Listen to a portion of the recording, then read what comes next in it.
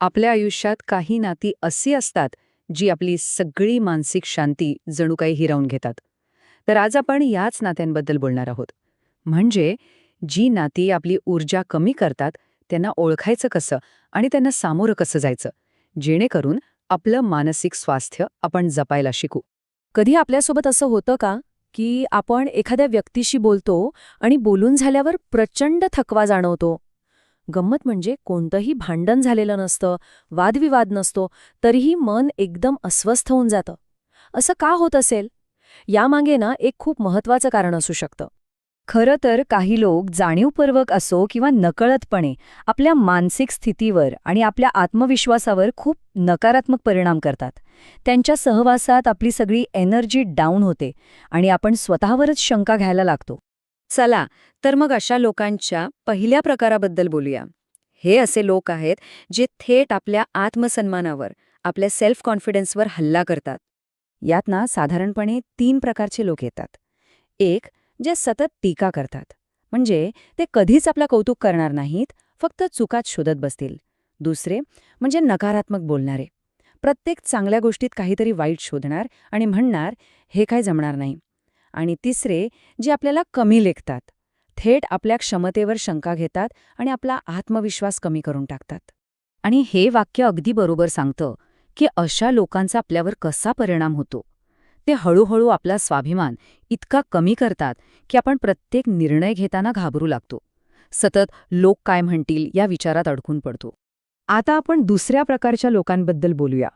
हे लोक आपल्या वागणुकीतून आपली भावनिक आणि मानसिक ऊर्जा अक्षरशः संपवून टाकतात. ह्या लोकांना ओळखणं तसं सोपं आहे. वापर करणारी व्यक्ती म्हणजे काम असेल तेव्हा गोड बोलणार आणि काम झालं की गायब. दुसरी, सतत तक्रार करणारी व्यक्ती. ही प्रत्येक गोष्टीत कुरकुर करून आजूबाजूचा सगळा उत्साह घालवते.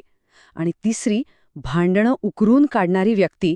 ही तर छोट्या छोट्या गोष्टींवरून वाद निर्माण करून आपल्याला मानसिक त्रास देत राहते. सोप्या भाषेत सांगायचं तर, ज्या व्यक्तीच्या सोबतीनं आपल्याला उत्साही वाटायला पाहिजे, त्याच्या उलट आपली सगळी शक्तीच निघून गेल्यासारखं वाटतं, ती व्यक्ती आपल्यासाठी एनर्जी टेकर किंवा ऊर्जा घेणारी व्यक्ती आहे. आता वळूया तिसऱ्या आणि खरं सांगायचं तर सगळ्यात धोकादायक प्रकाराकडे. हे असे लोक आहेत जे कोणत्याही नात्याचा जो पाया असतो, म्हणजे विश्वास, तोच तोडून टाकतात.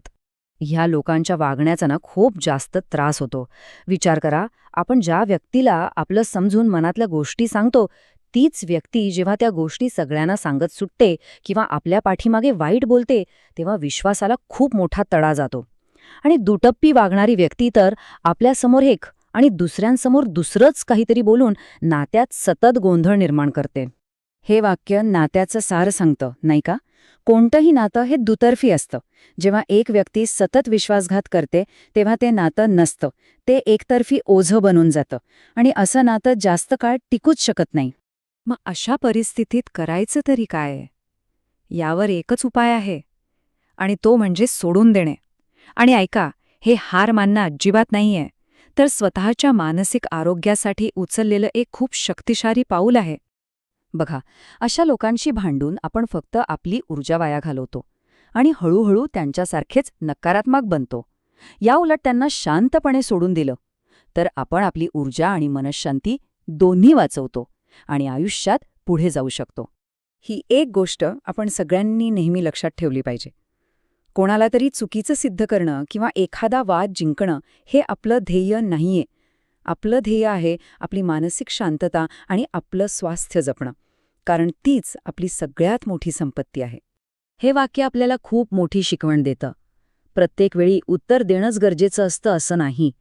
कधीकधी शांत राहून अशा लोकांपासून दूर जाणं हीच आपली सर्वात मोठी ताकद ठरते.